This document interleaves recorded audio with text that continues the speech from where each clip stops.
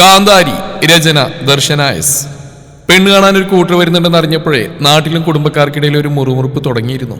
അത് വീടിന്റെ അതിരും കടന്ന് അടുക്കളയിൽ അമ്മയുടെ ചെവിയിലെത്തിയ ഞാൻ അറിഞ്ഞത് രാവിലെ അച്ഛയോടൊപ്പം ഇരുന്ന് ദോശയും സാമ്പാറും കുത്തിക്കയറ്റുമ്പോഴാണ്. പെണ്ണാണെന്ന ബോധം വേണം, ഇങ്ങനെയുണ്ടോന്ന്.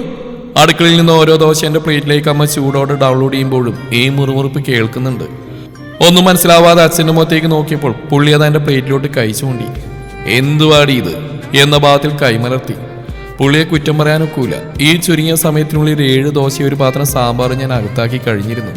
ആദ്യം പറയാലോ, സാമ്പാർ അതിൻ്റെ ഒരു വീക്ക്നെസ് ആണ്. അതും അമ്മയുണ്ടാക്കുന്നത് ഓരോന്നൊന്നര ടേസ്റ്റാണ് കേട്ടോ. അമ്മ അതിൽ കടുക് പൊട്ടിച്ചിടുമ്പോഴെൻ്റെ വായിൽ കപ്പിലൊടിക്കാനുള്ള വെള്ളം നിറയും. പിന്നെ അത് തീർക്കാതെ ഒരു മനസ്സമാധാനം കിട്ടുകയില്ല. അതിൻ്റെ കൂടെ നല്ല മൊരിഞ്ഞ കനം കുറഞ്ഞ ദോശ കൂടി ആകുമ്പോൾ വയറ് നിറയില്ല എത്ര കഴിച്ചാലും. എന്താ അമ്മ ഇങ്ങനെ? ഞാൻ 2-3 ദോശയല്ലേ കഴിച്ചുള്ളൂ, അതിനിങ്ങനെ ചൂടായാലോ? ഞാൻ പറഞ്ഞു കേട്ട് അച്ഛൻ കണ്ണു പിടിച്ച് എന്നെ നോക്കി. അച്ഛനെ ഒന്ന് സൈറ്റ് അടിച്ച് കാണിച്ചു. ദൈവമേ, 1-2 7 ദോശയായി, ഞാൻ എണ്ണുന്നുണ്ട്. നീ എത്രയെന്ന് വെച്ചാ കഴിക്ക്, ചക്കപ്പോത്തായി പെണ്ണ്. തടിയല്ലേ അമ്മേ, തോന്നത്ര കൂടട്ടെ. വലിയ പരിശ്രമമൊന്നും വേണ്ടല്ലോ ഇനി കൂടാൻ, കുറക്കാനല്ലേ പാട്. വ്യായാമം ഡയറ്റിങ് എന്റെ ശിവനേ. നീ ഒന്നും ചെയ്യണ്ട, കോളേജിൽ പിള്ളേരും പഠിപ്പിച്ചു നടന്നാ പോരെ. കല്യാണത്തെ പറ്റി പറയുമ്പോൾ മാത്രം നാവറിങ്ങില്ലല്ലോ. ദേ പറഞ്ഞ് വീണ്ടും കല്യാണത്തിലെത്തി ചർച്ച. ഇപ്പൊ എന്താ പ്രശ്നം? ഞാൻ കഴിക്കുന്നതോ കല്യാണം കഴിക്കാത്തതോ? പരിഹാരം ഉണ്ടാക്കാം.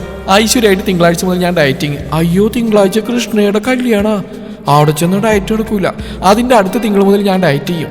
അച്ഛൻ തലയിൽ കൈയും വെച്ചിരുന്നു. എന്റെ പ്രഖ്യാപനം കേട്ട് ഇടത് കൈ, നോട്ട് ദ പോയിന്റ്. പിന്നെ കല്യാണം അത് വേണ്ടാന്ന് വെച്ച എന്തിനാണെന്ന് നമുക്കറിയാലോ. പിന്നെ ലോകത്തിൽ ആദ്യമായിട്ട് തേപ്പിട്ടുന്ന പെണ്ണല്ലേ നീ, ഒന്ന് പോടി. അതിന്റെ പേരിൽ സ്വന്തം ജീവിതത്തിൽ ഇനി യുവാവ് വേണ്ടെന്ന് വെക്കാരിലും. ഇപ്പോഴത്തെ പെമ്പിളരെ കണ്ടുപിടിക്കണം. യൂസ് ആൻഡ് ത്രോ പ്രണയം മാത്രം. അതെങ്ങനെയാ? പരിശുദ്ധ പ്രണയത്തിന്റെ കാളവണ്ടി യുവത്തിന് ഇതുവരെ എന്റെ ചേച്ചിക്ക് വണ്ടിയിട്ടില്ലല്ലോ. പല്ല് പോലും തേക്കാതെ വന്നുള്ള അനിയമാക്രിയുടെ പ്രസംഗം കേട്ട് രാവിലെ ഉള്ളിന്റെ ഉള്ളിൽ ചങ്ങലക്കിട്ട കലിപ്പെല്ലാം പുറത്തിയാടി. അതേടാ, ഞാൻ പഴഞ്ചൻ തന്നെയാ, അതുകൊണ്ടാണല്ലോ എനിക്ക് തേപ്പിട്ടിയത്. അതുപോലെ പ്രണയം തന്നറിയാത്ത കുറെ എണ്ണ കാരണം നാട്ടുകൂട്ടിൽ പോലും ഞങ്ങൾക്ക് ജീവൻ ഉറപ്പില്ലാത്ത കേട്ടോ മാക്രി. എന്തായാലും എന്നെ കൊന്നില്ലല്ലോ, ശല്യം ഒഴിവാക്കാനായി. മഹാഭാഗ്യം.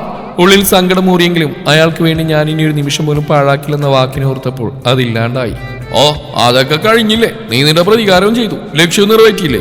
ഇന്ന് സ്വന്തം കാലം നിൽക്കുന്ന ഒരു അഭിമാനിയായില്ലേ? പിന്നെന്താ, നീ ഒന്ന് കെട്ടിപ്പോയിട്ട് വേണം എനിക്കൊന്ന് കെട്ടാൻ. അവൻ ചിരിച്ചോണ്ട് പല്ലിയേക്കാനായി കയറിപ്പോയി. ശരി സാർ. പിന്നെ എന്തായാലും നിങ്ങളെല്ലാവരും കൂടി കണ്ടെത്തിയ മരങ്ങോടെ നാളെ വരില്ലേ? പിന്നെന്താ? കിട്ടിയ ഗ്യാപ്പിൽ 2 ദോശയും കൂടി അകത്താക്കി കൈ കഴുകാൻ എഴുന്നേറ്റ് എന്റെ പിന്നാലെ തന്നെ കൂടി അമ്മ. അതെങ്ങനെയാ? ഇവിടെ വന്നിറങ്ങുമ്പോഴേ ആളുകൾ പറയില്ലേ എന്റെ പുന്നാരമോട്ടെ കാന്താരി അടിച്ച സ്വഭാവത്തെ പറ്റി? പെണ്ണാന്നൊരു വിചാരമില്ല, എന്ത് പ്രശ്നത്തിൽ പോയി തറിയിട്ടോണം. എല്ലാവരും ചോദിക്കാ നീ എന്താ ഇങ്ങനെയെന്ന്. എന്റെ ഈശ്വരാ, ഇവള് പഠിപ്പിച്ച ആ പിള്ളേരൊരു വഴിയാവാതിരുന്നാ മതിയായിരുന്നു. എടിയേ, ഇവിടെ കൊച്ചേലെ സ്വഭാവം കാണുമ്പോഴേ ഞാൻ പറഞ്ഞിട്ടില്ലേ ഇവൾക്ക് പെണ്ണുകാളിലല്ല ആണുകാളിലാണ് നടക്കാൻ വിധിയെന്ന്. അമ്മ പറയുന്ന കേട്ട് അതുവരെ മൗനത്തിലെ അച്ഛൻ രംഗത്തെത്തി. ഒന്ന് കണ്ട് ഇഷ്ടായതിന്റെ ക്ഷീണതരം മാറിയിട്ടില്ല. ഒന്ന് വിട്ടുപിടി പിള്ളേച്ചാ. അച്ഛനെ ഒന്ന് തൊഴുത് ഞാൻ ബാഗ് എടുത്ത് അകത്തേക്ക് പോകുമ്പോൾ അച്ഛയുടെ ശബ്ദം കേൾക്കുന്നുണ്ടായിരുന്നു. എടിയേ, ഇപ്പൊ വേണോടി, കൊച്ചിന്റെ വിഷമം മാറിയിട്ടില്ല, അവള് നിർബന്ധിക്കണം എന്ന് കരുതി അവളിങ്ങനെ നിർത്തണം? അയൽക്കാരൊക്കെ ചോദിക്കുക ഇതെങ്കിലും ഒന്നും നടക്കുമെന്ന്. എനിക്ക് വയ്യ. പാവങ്ങൾ ഒത്തിരി വിഷമിക്കുന്നുണ്ട്. പക്ഷെ ചിലർ ഹൃദയത്തിൽ വന്ന് കയറിയാൽ ഇറങ്ങിപ്പോവാൻ വലിയ ബുദ്ധിമുട്ടാണ്. അമ്മയോടും അച്ഛനോട് യാത്ര പറഞ്ഞിറങ്ങി കോളേജിലേക്ക് പാഞ്ഞു. ഒരു ഗസ്റ്റ് ലെക്ചറായതിന്റെയും സ്വന്തമായി സമ്പാദിക്കുന്നതിന്റെയും ലേശ അഭിമാനവും പിന്നെ എന്ത് കണ്ടാൽ എതിർക്കുന്ന ഈ കൂതല സ്വഭാവവും. ജനിച്ചപ്പോഴേ കൂടെ പിറന്ന എൻ്റെ തടിയെ ഒഴിവാക്കിയാൽ ഞാൻ തരക്കേടില്ലാത്തൊരു കുട്ടിയാണെന്നാണ് എൻ്റെ വിചാരം. എനിക്ക് എന്നെ കുറിച്ച് എന്ത് വേണമെങ്കിലും വിചാരിക്കാമല്ലോ. പക്ഷെ ഈ ബ്ലഡി ഗ്രാമവാസീസ് എന്നെ വിളിക്കുന്നു കാന്താരിന്നു. വൈകിട്ട് വീട്ടിൽ വന്നപ്പോൾ ഞാൻ ഞെട്ടി. വീടിന്റെ മുമ്പിലാണ് ഒരു കാറ്. പണി പാളി. നാളെ ആ മുങ്ങുന്ന് പേടിച്ച് അമ്മ ഇന്നേ അവരെ വിളിച്ചു വരുത്തിയെന്നാണ് തോന്നുന്നത്. വീടിന്റെ പിന്നിലൂടെ ചെല്ലുമ്പോൾ അമ്മ ചായ ഇടുന്ന തിരക്കിലായിരുന്നു. അമ്മേ, ശബ്ദം കുറച്ചാണ് വിളിച്ചെങ്കിലും അമ്മ ഞെട്ടി. നീ വന്നോ? വേഗം ഡ്രസ്സ് മാറി വാ, ഇത് കൊണ്ടുപോയി കൊടുക്ക്. അവരെന്താ ഇന്നിവിടെ? നീ നാളെ മുങ്ങുന്ന് എനിക്കറിയായിരുന്നു, അതാ അവരിന്നാണ് വരുന്നത് പറയാത്ത. നിന്റെ അല്ലേടി അമ്മ. ദൈവമേ, ഇവർക്ക് ഇത്രയും കുരുട്ടുബുദ്ധിയോ? ഞാൻ സ്വയം പറഞ്ഞു പോയി. ആലോചിക്കാതെ പോയി ഡ്രസ്സ് മാറടി. ഈ കോളത്തിന് കണ്ടിട്ട് ഇഷ്ടപ്പെടുന്നവർ മതി കേട്ടോ. ആ ചായതായോ? അമ്മ പറഞ്ഞൊന്നും കേൾക്കാതെ ഞാൻ ചായയുമായി മുമ്പിലെത്തി. ചായ കൊടുത്തു. ചെക്കനൊന്നും നോക്കി കൂടിയില്ല, ഒറ്റ പോക്കായിരുന്നു. പിന്നീട് ആരോ വന്നെന്ന് തോന്നിയപ്പോഴാണ് തിരിഞ്ഞു നോക്കിയത്. അങ്ങോട്ടൊന്നും സംസാരിക്കണമെന്ന് പറയാൻ ഇറങ്ങിയായിരുന്നു. എന്തായാലും ഇങ്ങോട്ട് വന്നത് നന്നായി. എന്റെ അടുത്തയാടികളെ പറച്ചില്ല ആളും ഞെട്ടിയിട്ടുണ്ട്. പിന്നെ ചിരിച്ചു. താനൊരു കാന്താരിയാണല്ലേ? പെണ്ണാണാവുന്ന ചെക്കന്റെ ചോദ്യം കേട്ടൊന്ന് പൊട്ടിച്ചിരിക്കാനാണ് ആദ്യം തോന്നിയതെങ്കിലും സന്ദർഭതായതുകൊണ്ടും അമ്മ കാല് തല്ലിയൊടിക്കുമെന്ന ഭയം കാരണമോ അതൊരു പുഞ്ചിരിയിൽ ഒതുക്കി. അതെന്താ അങ്ങനെ ചോദിച്ച്? അല്ല, നാട്ടിലൊന്ന് ചോദിച്ചപ്പോൾ അങ്ങനെ ഒരു കാര്യം അറിഞ്ഞു. എന്നിട്ട് എന്നെ കണ്ടിട്ട് ഒരു കാന്താരിയാണ് തോന്നിയോ? മറുപടിയൊന്നും കിട്ടാതായപ്പോൾ തുടർന്നു. താങ്കളുടെ ചിന്ത എങ്ങനെയാണെന്ന് എനിക്കറിയില്ല. സ്വന്തം അവകാശവും സ്വപ്നങ്ങൾക്ക് പറക്കാൻ ചെറുകും സമൂഹത്തിലും കുടുംബത്തിലും ഉറപ്പിച്ചു കിട്ടാൻ പാടുപെടുന്ന തന്റെ നേരെ വരുന്ന കറുത്ത കണ്ണുകളെ ധീരമായി നേരിടുന്ന ഒരു കാന്താരിയാണെങ്കിൽ അതെ, ഞാനൊരു കാന്താരിയാണ്. അല്പം പൊട്ടിത്തെറിച്ച് പറഞ്ഞു നിർത്തിയപ്പോൾ താനാൾ കൊള്ളാലോ എന്ന രീതിയിൽ എന്നെ നോക്കിയ ശേഷം അയാൾ പുറത്തേക്ക് പോകാനൊരുങ്ങി. അതെ, ഒരു മിനിറ്റ്, എൻ്റെ വീട്ടുകാർ പറഞ്ഞോന്നറിയില്ല, എനിക്കൊരു പ്രണയം ഉണ്ടായിരുന്നു. നല്ലൊരു തേപ്പും കിട്ടിയതാ. ഒരു ഞെട്ടൽ പ്രതീക്ഷ ഞാൻ കണ്ടതൊരു ചിരിയായിരുന്നു. അതെനിക്കറിയാം, തൻ്റെ വീട്ടുകാർ പറയാതെ തന്നെ. ദൈവമേ, ഇയാൾക്ക് എങ്ങനെ? നാട്ടുകാർക്കൊന്നും അറിയില്ലല്ലോ, പിന്നെങ്ങനെയാ? താൻ ആലോചിച്ചാൽ തലകേടാക്കണ്ട. താൻ എന്നെ ഇതിനു മുമ്പ് കണ്ടിട്ടില്ലെങ്കിലും ഞാൻ കണ്ടിട്ടുണ്ട് തന്നെ. താൻ എറണാകുളത്തൊരു കല്യാണം കൂടി ഓർമ്മയുണ്ടോ? ദൈവമേ, എന്നെ തേച്ചവന്റെ കല്യാണം ഇങ്ങേരങ്ങാൻ അവന്റെ ബന്ധുവാണോ? ആത്മഗതമായിരുന്നെങ്കിലും ഇത്തിരി ഉച്ചത്തിലായിപ്പോയി. അയാളൊന്ന് ചിരിച്ചുകൊണ്ട് പുറത്തുപോയി.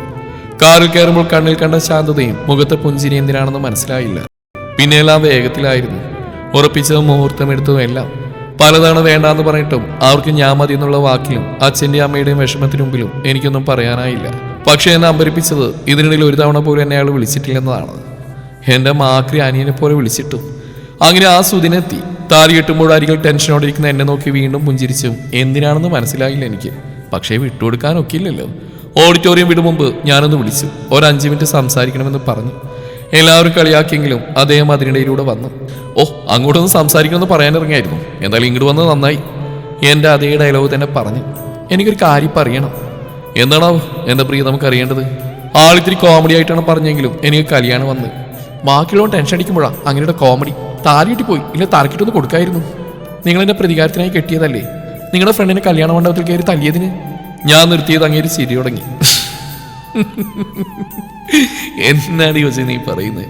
അവനെൻ്റെ ഫ്രണ്ടാണെന്നോ? ഞാനും ഉണ്ടായിരുന്നു അവിടെ നിന്ന് സത്യം.